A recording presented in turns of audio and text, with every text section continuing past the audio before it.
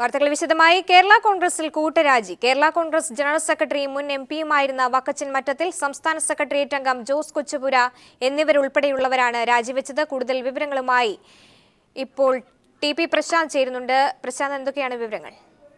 സ്വാമി, കേരള കോൺഗ്രസിന്റെ തട്ടകമായ കോട്ടയത്ത് കേരള കോൺഗ്രസിന് കനത്ത ആഘാതം ഏൽപ്പിച്ചുകൊണ്ട് തന്നെയാണ് ഇപ്പോൾ വലിയൊരു തരത്തിലുള്ള കൂട്ടരാജികൾ ഉണ്ടായിക്കൊണ്ടിരിക്കുന്നത്. പാർട്ടിയുടെ സംസ്ഥാന ജനറൽ സെക്രട്ടറിയൊപ്പം മുൻ എംപിയുമായിട്ടുള്ള വക്കച്ചൻ മറ്റത്തിൽ അദ്ദേഹം രാജി പ്രഖ്യാപിച്ച് ഫ്രാൻസിന് പിന്തുണ പ്രഖ്യാപിച്ചിരിക്കുന്നു. ഒപ്പം ജോസ് കൊച്ചുപുര, കാഞ്ഞിരപ്പള്ളി മേഖലയിൽ, മലയോര മേഖലയിലെല്ലാം സ്വാധീനമുള്ള ചില നേതാക്കൾ എല്ലാവരും തന്നെ രാജിവെച്ചുകൊണ്ട് ഇപ്പോൾ ഫ്രാൻസിസ്. ഒപ്പം യൂത്ത് ഫ്രണ്ട് എം പിളർന്നിരിക്കുന്നു. യൂത്ത് ഫ്രണ്ട് എമ്മിന്റെ സംസ്ഥാന സംഘടനകളുള്ള സംസ്ഥാന ജനറൽ സെക്രട്ടറി ആയിട്ടുള്ള മൈക്കിൾ ജെയിംസിന്റെ നേതൃത്വത്തിൽ ഇപ്പോൾ സംസ്ഥാനത്തെ നേതാക്കൾ കോട്ടയത്ത് യോഗം കൂടി ഫ്രാൻസിന് പിന്തുണ പ്രഖ്യാപിച്ചു. അങ്ങനെ എമ്മിൽ, അതായത് യൂത്ത് ഫ്രണ്ട് എമ്മിൽ തന്നെ വലിയൊരു പിളർപ്പാണ് ഇപ്പോൾ ഉണ്ടായിക്കൊണ്ടിരിക്കുന്നത്. അങ്ങനെ വരും ദിനങ്ങളിലെല്ലാം തന്നെ കോട്ടയം ജില്ലയിൽ, അതായത് കേരള കോൺഗ്രസ് കോട്ടയം ജില്ലയുടെ വിവിധ ഭാഗങ്ങളിൽ നിന്ന് തന്നെ നിരവധി നേതാക്കൾ രാജിവെക്കും. ഒപ്പം സംസ്ഥാന തലത്തിൽ തന്നെ വലിയൊരു ചലനങ്ങൾ സൃഷ്ടിക്കുമെന്നാണ് ഇപ്പോൾ പറഞ്ഞിട്ടുള്ളത്. ഒപ്പം യൂത്ത് ഫ്രണ്ട് എമ്മിനെ ജോസ് കെ മാണിയുടെ ഫോക്കസ് സംഘടനയ്ക്ക് മാറ്റാനുള്ള ശ്രമങ്ങൾ കഴിഞ്ഞ 5 വർഷക്കാലമായി വ്യക്തിപരമായിട്ടുള്ള നിലപാടുകളാണ് ഇതിൽ സ്വീകരിച്ചത്. കർഷകദ്രോഹമായ നിലപാടുകൾ സ്വീകരിച്ചതിലെല്ലാം തന്നെ പ്രതിഷേധിച്ചുകൊണ്ട് തന്നെയാണ് യൂത്ത് ഫ്രണ്ട് എം അടക്കം പിളർന്നിരിക്കുന്നതും. ഒപ്പം ഫ്രാൻസിന് പിന്തുണ പ്രഖ്യാപിച്ചുകൊണ്ട് കൂടുതൽ നേതാക്കൾ രംഗത്ത് വരുന്നതും അവരെല്ലാം തന്നെ ഉയർത്തിപ്പിടിക്കുന്നത് ഒരേ തരത്തിലുള്ള മുദ്രാവാക്യങ്ങളാണ് എന്നുള്ളതും ശ്രദ്ധേയമാണ്. ടി.പി. പ്രശാന്താണ് കോട്ടയത്തു നിന്നും വിവരങ്ങൾ നൽകിയത്. കോൺഗ്രസ് കേരള കോൺഗ്രസ് ഉഭയകക്ഷി ചർച്ച ഇന്ന് കോട്ടയത്ത് നടക്കും. വൈകിട്ട് 4-ന് നാട്ടകം ഗസ്റ്റ് ഹൌസിലാണ് ചർച്ച. പൂഞ്ഞാർ, കുട്ടനാട് സീറ്റുകളിൽ കോൺഗ്രസ് അവകാശവാദം ഉന്നയിച്ചേക്കും. പിളർപ്പിന്റെ പശ്ചാത്തലത്തിൽ കോൺഗ്രസിനെ പിണക്കേണ്ടതില്ല എന്ന നിലപാടിലാണ് മാണി വിഭാഗം. ുള്ള ഉഭയകക്ഷി ചർച്ചകൾ ഉടക്കി നിൽക്കുന്ന സാഹചര്യത്തിലാണ് ഇന്ന് കേരള കോൺഗ്രസ് എം നേതാക്കളുമായി കോൺഗ്രസ് നേതാക്കൾ കോട്ടയത്ത് കൂടിക്കാഴ്ചക്കെത്തുന്നത്. കോൺഗ്രസിനെ പ്രതിനിധീകരിച്ച് മുഖ്യമന്ത്രി ഉമ്മൻചാണ്ടി, ആഭ്യന്തരമന്ത്രി രമേശ് ചെന്നിത്തല, KPCC അധ്യക്ഷൻ VM Sudheeran, UDF convener PP Thankachan, Kerala Congress എമ്മിന്റെ പ്രതിനിധികളായി party chairman KM Mani, എംപിമാരായ Joy Abraham, Jose K Mani എന്നിവരും ചർച്ചയിൽ പങ്കെടുക്കും. നിലവിൽ 15 സീറ്റുകളാണ് കേരള കോൺഗ്രസ് എമ്മിന് UDF-നുള്ളത്. PC ജോർജ് മുന്നണിയും പാർട്ടിയും വിട്ട സാഹചര്യത്തിൽ പൂഞ്ഞാർ സീറ്റ് കോൺഗ്രസ് നൽകണമെന്ന ആവശ്യം സുധീരനടക്കമുള്ള നേതാക്കൾ ഉന്നയിക്കും. ഈ സീറ്റ് ലഭിച്ചാൽ കോട്ടയം DCC പ്രസിഡന്റ് ടോമി കല്ലാനിയെ സ്ഥാനാർത്ഥിയാക്കാനാണ് നീക്കം. അതേസമയം പൂഞ്ഞാർ സീറ്റ് വിട്ടു നൽകില്ലെന്ന നിലപാടിലായിരുന്ന മാണി വിഭാഗം പാർട്ടിയിലെ പിളർപ്പിന്റെ പശ്ചാത്തലത്തിൽ നിലപാട് മയപ്പെടുത്തിയിട്ടുണ്ട്. കുട്ടനാട് സീറ്റിന് വേണ്ടിയും കോൺഗ്രസ് അവകാശവാദം ഉന്നയിക്കാനും സാധ്യതയുണ്ട്. അതേസമയം 3 സീറ്റുകളാണ് കേരള കോൺഗ്രസിന് മലബാറിലുള്ളത്. ഇതിൽ ജയസാധ്യതയുള്ള ഒരു സീറ്റ് വച്ചുമാറണമെന്ന ആഗ്രഹവും മാണി വിഭാഗത്തിനുണ്ട്. UDF-ഓ കോൺഗ്രസോ ഇക്കാര്യങ്ങൾ അംഗീകരിച്ചാലും ഇല്ലെങ്കിലും കോൺഗ്രസിനെ പിണക്കാതെ മുന്നോട്ടു പോകാമെന്ന തീരുമാനത്തിലാണ് മാണി വിഭാഗം. TP. Prashanth, news bureau, Kottayam. കേരളത്തിൽ ഇടതുമുന്നണി അധികാരത്തിൽ വരുമെന്ന് India TV C voter survey. LDF-ന് 89 സീറ്റും UDF-ന് 49 സീറ്റും ലഭിക്കും. ബംഗാളിലും ഇടതുമുന്നണി നേട്ടമുണ്ടാക്കുമെന്നും സർവേ. കൂടുതൽ വിവരങ്ങളുമായി ഇപ്പോൾ M സന്തോഷ് ചേരുന്നുണ്ട്. സന്തോഷ്, എന്തൊക്കെയാണ് സർവേയുടെ പൂർണ്ണ വിവരങ്ങൾ? സ്വാമി, ഇന്ത്യ ടിവിയും C4-ഉം ചേർന്ന് നടത്തിയ സർവേയുടെ ഫലമാണ് ഇപ്പോൾ പുറത്തു വന്നിരിക്കുന്നത്. കേരളം ഉൾപ്പെടെയുള്ള സംസ്ഥാനങ്ങളിലെ തിരഞ്ഞെടുപ്പിന്റെ അഭിപ്രായ സർവേ നടത്തിയാണ് അഭിപ്രായ സർവേ ഫലം ഇന്ത്യ TV പുറത്തുവച്ചിരിക്കുന്നത്. കേരളത്തിൽ ഇടതു തരംഗം ഉണ്ടാകുമെന്ന് സർവേ പ്രവചിക്കുന്നു. 140 അംഗ നിയമസഭയിൽ LDF-ന് 89 സീറ്റ് ലഭിക്കും. കോൺഗ്രസ് നേതൃത്വം നൽകുന്ന UDF-ന് 49 സീറ്റാണ് സർവേ പ്രവചിക്കുന്നത്. BJP കേരളത്തിൽ അക്കൗണ്ട് തുറക്കുമെന്നും 1 സീറ്റ് BJPക്ക് ലഭിക്കുമെന്നും സർവേ ഫലം പറയുന്നു.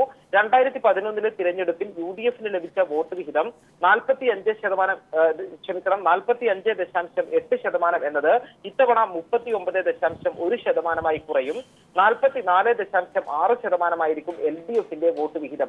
പശ്ചിമ ബംഗാളിൽ മമതാ സർക്കാർ വീണ്ടും അധികാരത്തിൽ വരുമെങ്കിലും സീറ്റുകളിലും വോട്ടിംഗ് ശതമാനത്തിലും കുറവ് വരും എന്നാണ് ഈ സർവേ പ്രവചിക്കുന്നത്. കഴിഞ്ഞ തെരഞ്ഞെടുപ്പിൽ 184 സീറ്റ് ലഭിച്ചയിടത്ത് 156 ആയിരിക്കും ഇത്തവണ തൃണമൂലിന്റെ സീറ്റ് നേട്ടം. അതേസമയം ഇടതുമുന്നണി ബംഗാളിൽ ഇത്തവണ മുന്നേറ്റമുണ്ടാക്കുമെന്നാണ് സർവേ പറയുന്നത്. 2011 60 സീറ്റ് ലഭിച്ച ഇടതുമുന്നണി ഇത്തവണ 114 സീറ്റുകൾ വിജയിക്കുമെന്ന് സർവേ പ്രവചിക്കുന്നു. തമിഴ്നാട്ടിൽ AIDMK ഏറ്റവും വലിയ ഒറ്റക്കക്ഷിയാകുമെങ്കിലും ഒറ്റയ്ക്ക് ഭരിക്കാനുള്ള ഭൂരിപക്ഷം ഉണ്ടാകില്ല എന്നാണ് സർവേ പറയുന്നത്. അതോടൊപ്പം ആസാമിൽ BJP നേട്ടമുണ്ടാക്കുമെന്നും ഈ സർവേ പ്രവചിക്കുന്നു. M സന്തോഷാണ് ദില്ലിയിൽ നിന്നും വിവരങ്ങൾ നൽകിയത്. കോൺഗ്രസിന്റെ സ്ഥാനാർത്ഥികളെ സംബന്ധിച്ച് പ്രാഥമിക ചർച്ച പൂർത്തിയായതായി KPCC പ്രസിഡന്റ് VM സുധീരൻ. തെരഞ്ഞെടുപ്പ് നീളുന്ന സാഹചര്യത്തിൽ തിടുക്കം ആവശ്യമില്ലെന്നും സുധീരൻ തിരുവനന്തപുരത്ത് പറഞ്ഞു. ഒഴിവ് വരുന്ന രാജ്യസഭാ സീറ്റിലേക്ക് AK ആന്റണിയുടെ പേര് നിർദ്ദേശിക്കുമെന്നും സുധീരൻ വ്യക്തമാക്കി.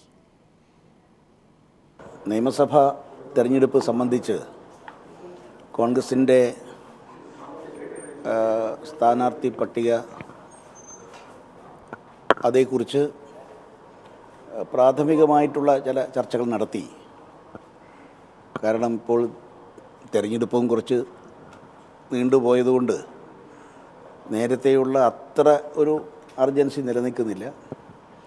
അതുകൊണ്ട് ഇന്ന് വൈകിട്ടും നാളെയും അടുത്ത ദിവസങ്ങളിലുമായി ഈ ചർച്ച തുടർന്ന് എത്രയും വേഗത്തിൽ പ്രാഥമികമായ ലിസ്റ്റ് തയ്യാറാക്കും. ഇന്ന് മറ്റൊരു പ്രധാനമായ ഒരു ധാരണ വരുന്ന രാജ്യസഭാ സീറ്റിലേക്ക് ശ്രീ A.K. ആൻ്റണിയെ നിർദ്ദേശിക്കാൻ കോൺഗ്രസ് ഹൈക്കമാൻഡിനോട് ശുപാർശ ചെയ്യാൻ തീരുമാനിച്ചിട്ടുണ്ട്. ജഗദീഷിന്റെ സ്ഥാനാർത്ഥിത്വത്തിനെതിരെ കൂടുതൽ കോൺഗ്രസ് നേതാക്കൾ രംഗത്ത്. പത്തനാപുരത്ത് കലോത്സവമല്ല രാഷ്ട്രീയ പോരാട്ടമാണ് വേണ്ടതെന്ന് KPCC സെക്രട്ടറി G. രതികുമാർ പറഞ്ഞു. പത്തനാപുരത്ത് കെട്ടിയിറക്കിയ സ്ഥാനാർത്ഥിയെ വേണ്ടെന്ന് മുൻ കൊല്ലം DCC പ്രസിഡന്റ് എഴുകോൺ സത്യശീലൻ തുറന്നടിച്ചതിന് പിന്നാലെയാണ് G. രതികുമാർ ജഗദീഷിനെ സ്ഥാനാർത്ഥിയാക്കാനുള്ള കോൺഗ്രസ് നേതൃത്വത്തിന്റെ നീക്കത്തിനെതിരെ പരസ്യമായി രംഗത്തെത്തിയത്. പത്തനാപുരം രാഷ്ട്രീയ പോരാട്ടം നടക്കേണ്ട മണ്ഡലമാണെന്നും കലോത്സവമല്ല നടക്കുന്നതെന്നും രതികുമാർ ചൂണ്ടിക്കാട്ടി. പത്തനാപുരം നിയോജക മണ്ഡലത്തിൽ ഒരു രാഷ്ട്രീയ മത്സരമാണ് നടക്കേണ്ടത്. കഴിഞ്ഞ 15 വർഷക്കാലമായി UDF-നൊപ്പം നിന്ന് MLA ആയി മന്ത്രിയായി ഈ ഗവൺമെൻറ്റിൻ്റെ എല്ലാ ആനുകൂല്യങ്ങളും പറ്റി ഒരു നിർണായക ഘട്ടത്തിൽ UDF-നെയും ഉമ്മൻചാണ്ടി ഗവൺമെൻറ്റിനെയും തള്ളിക്കളഞ്ഞ് രാജ്യസഭാ ഇലക്ഷനിൽ നമ്മൾ വോട്ട് ചെയ്യാതെ ഇവിടുത്തെ UDF പ്രവർത്തകരെ വഞ്ചിച്ച് ഇടതുപക്ഷം മുന്നിൽ നിൽക്കുന്ന KV ഗണേഷ് കുമാറിനെതിരെയുള്ള ജനങ്ങളുടെ വിധിയെഴുത്തിനായി കാത്തിരിക്കുകയാണ്. ഇതൊരു രാഷ്ട്രീയ മത്സരമാണ്. ഇവിടെ ജനങ്ങൾ ആഗ്രഹിക്കുന്നതും UDF പ്രവർത്തകർ ആഗ്രഹിക്കുന്നതും ഒരു രാഷ്ട്രീയ മത്സരത്തിന് വേണ്ടിയാണ്, അല്ല ഇതൊരു കലോത്സവ മത്സരമല്ല. അതുകൊണ്ട് ഈ തെരഞ്ഞെടുപ്പിനെ പത്തനാപുരത്തെ ജനാധിപത്യ വിശ്വാസികൾ രാഷ്ട്രീയമായി നേടാൻ ആഗ്രഹിക്കുകയാണ്. ജഗദീഷ് എന്നല്ല പുറത്തുനിന്നുള്ള ഒരു സ്ഥാനാർത്ഥിയെയും വേണ്ടെന്ന നിലപാടിലാണ് കോൺഗ്രസ് നേതാക്കൾ, പ്രത്യേകിച്ച് സീറ്റ് പ്രതീക്ഷിച്ച് കഴിയുന്നവർ. അതേസമയം സിനിമാ ഷൂട്ടിംഗ് എന്ന നിലയിൽ മണ്ഡലത്തിൽ പ്രചരണത്തിനെത്തുന്ന ജഗദീഷിനെ തെരഞ്ഞെടുപ്പ് കഴിഞ്ഞാൽ പിന്നെ വെള്ളിത്തിരയിലെ കാണാനാകൂ എന്ന് കോൺഗ്രസ് നേതാക്കളും പ്രവർത്തകരും പത്തനാപുരത്ത് പ്രചരണം നടത്തി. എന്നാൽ ജഗദീഷിന്റെ ചിത്രങ്ങൾ പത്തനാപുരത്ത് ചിലർ സ്ഥാപിച്ചതോടെ യൂത്ത് കോൺഗ്രസ് പോസ്റ്റർ ഒട്ടിച്ചാണ് പ്രതിഷേധിച്ചത്. ആവശ്യം പോലെ സ്ഥാനാർത്ഥികൾ കൊല്ലം ജില്ലയിലുണ്ടായിട്ടും പുറമെ നിന്നുള്ളവരെ കെട്ടിയിറക്കാൻ അനുവദിക്കുന്നില്ലെന്ന് യൂത്ത് കോൺഗ്രസ് പോസ്റ്ററിലൂടെ ചൂണ്ടിക്കാട്ടി. രാജ്കുമാർ, ന്യൂസ് ബ്യൂറോ, കൊല്ലം.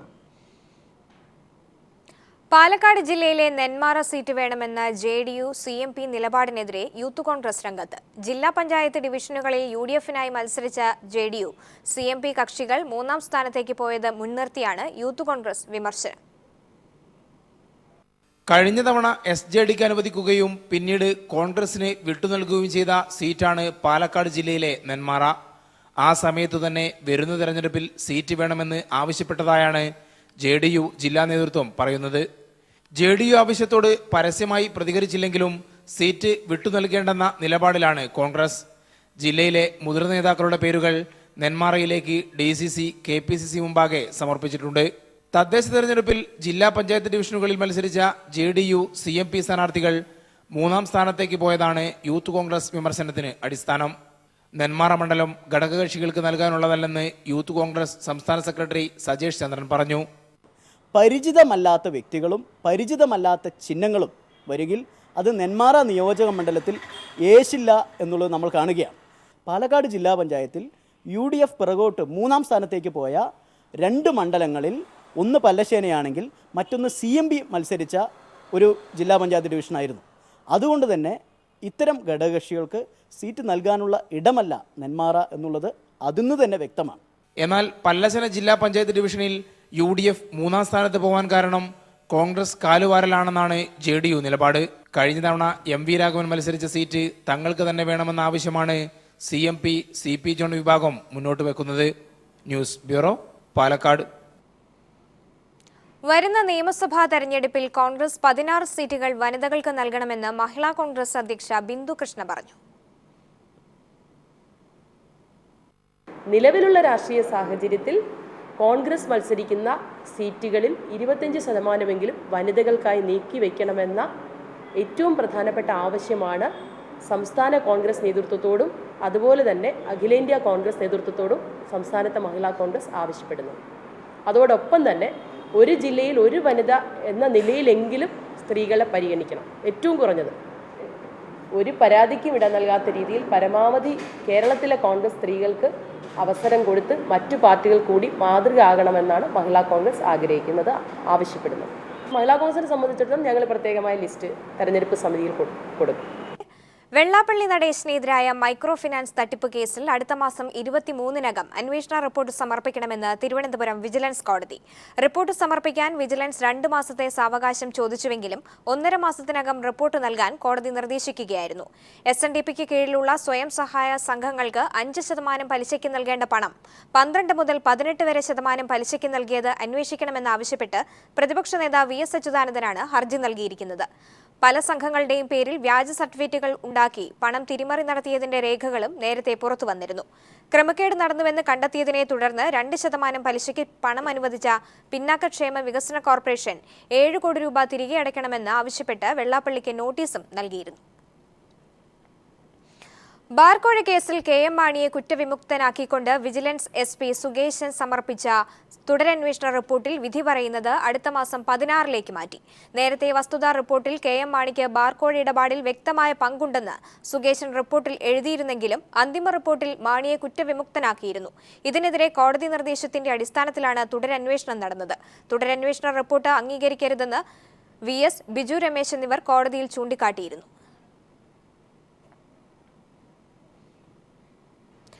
കുമരകത്തെ മെത്രാൻ കായൽ നികത്താൻ സർക്കാർ അനുമതി. 425 ഏക്കർ നിലം നികത്താനാണ് അനുമതി നൽകിയത്. കൊച്ചി കടമക്കുടിയിൽ ആശുപത്രിക്കായി നിലം നികത്താനും തെരഞ്ഞെടുപ്പ് പ്രഖ്യാപനത്തിന് തൊട്ടുമുൻപ് ഇറക്കിയ ഉത്തരവിലൂടെ റവന്യൂ വകുപ്പ് അനുമതി നൽകി.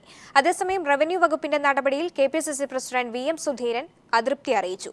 ഉത്തരവ് റദ്ദാക്കണമെന്ന് VSും പ്രതികരിച്ചു. എന്നാൽ തെരഞ്ഞെടുപ്പിന് മുൻപ് ഏതൊക്കെ ഫയലുകളിൽ ഒപ്പുവെച്ചിട്ടുണ്ടെന്ന് ഓർത്തെടുക്കാൻ സാധിക്കുന്നില്ലെന്നായിരുന്നു അടൂർ പ്രകാശിന്റെ പ്രതികരണം. 2008-ലെ നെൽവയൽ തണ്ണീർത്തട സംരക്ഷണ നിയമം അട്ടിമറിച്ചാണ് കുട്ടനാട്ടിൽ കുമരകം മെത്രാൻ കായലിൽ 378 ഏക്കർ നെൽവയൽ നികത്താൻ റവന്യൂ വകുപ്പ് ഉത്തരവിറക്കിയിരിക്കുന്നത്.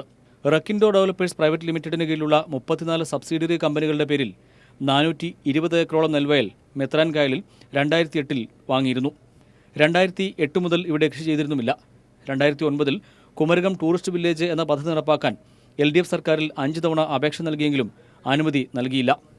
പാരിസ്ഥിതികാഘാതം സൃഷ്ടിക്കുന്ന പദ്ധതിക്ക് അനുമതി നൽകാനാവില്ലെന്ന് ചൂണ്ടിക്കാട്ടി അന്ന് സർക്കാർ അനുമതി നിഷേധിക്കുകയായിരുന്നു. കുമരകം ഇക്കോ ടൂറിസം വില്ലേജ് എന്ന പേരിൽ പുതിയ പദ്ധതി നടപ്പാക്കാനാണ് റവന്യൂ വകുപ്പ് ഇപ്പോൾ അനുമതി നൽകിയിരിക്കുന്നത്. മെത്രാൻ കായൽ, പൊന്നാടൻ കായൽ തുടങ്ങിയ തരിശുപാട ശേഖരങ്ങൾ കൃഷി ചെയ്യാൻ നടപടി വേണമെന്ന ആവശ്യമുയരുമ്പോഴാണ് ടൂറിസം പദ്ധതിക്ക് കൈമാറിയിരിക്കുന്നത്. മെഡിക്കൽ ടൂറിസത്തിന്റെ ഭാഗമായി എറണാകുളം കടമക്കുടി പഞ്ചായത്തിൽ 47 ഏക്കർ നിലം നികത്താനും റവന്യൂ വകുപ്പ് മാർച്ച് 1-ന് ഇറക്കിയ ഉത്തരവിൽ അനുമതി നൽകിയിട്ടുണ്ട്. മൾട്ടിനാഷണൽ സൂപ്പർ സ്പെഷ്യാലിറ്റി ആശുപത്രി സ്ഥാപിക്കാനാണ് ഇവിടെ സ്വകാര്യ കമ്പനിക്ക് നെൽവയൽ നികത്താൻ അനുമതി നൽകിയിരിക്കുന്നത്. നേരത്തെ മെത്രാൻ കായൽ നികത്താൻ അനുമതി നൽകാൻ നീക്കം നടന്നിരുന്നു. ശക്തമായ എതിർപ്പുയർന്ന സാഹചര്യത്തിൽ റവന്യൂ വകുപ്പ് അന്ന് തീരുമാനം മാറ്റി.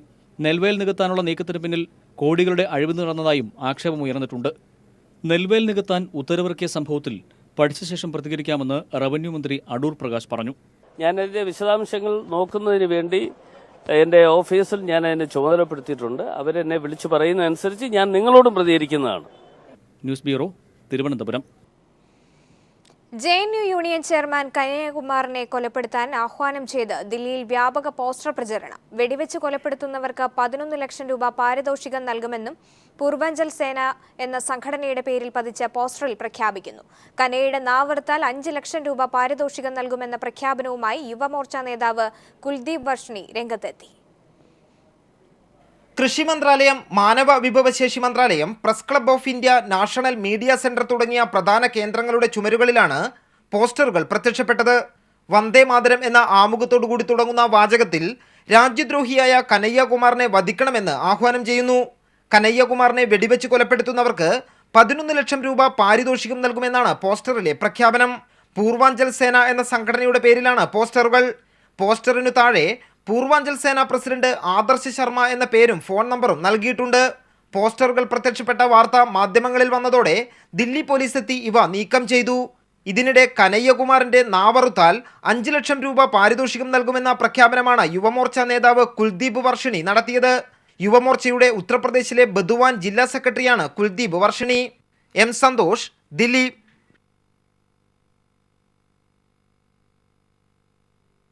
തെരഞ്ഞെടുപ്പ് പെരുമാറ്റച്ചട്ടം നിലവിൽ വന്നതിനാൽ KSFE-യിലെ പാർട്ട് ടൈം സ്വീപ്പർ തസ്തികയിലേക്കുള്ള ഇന്റർവ്യൂ മാറ്റിവെച്ചു.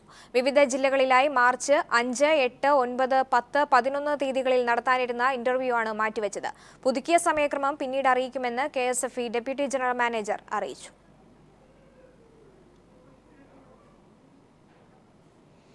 മലേഷ്യൻ വിനോദസഞ്ചാര മേഖലയുടെ പ്രചരണാർത്ഥമുള്ള സെയിൽസ് മിഷന് കൊച്ചിയിൽ തുടക്കമായി. ഇന്ത്യ, ശ്രീലങ്ക രാജ്യങ്ങളിൽ നിന്ന് കൂടുതൽ വിനോദസഞ്ചാരികളെ മലേഷ്യയിൽ എത്തിക്കുക എന്ന ലക്ഷ്യത്തോടെയാണ് സെയിൽസ് മിഷൻ.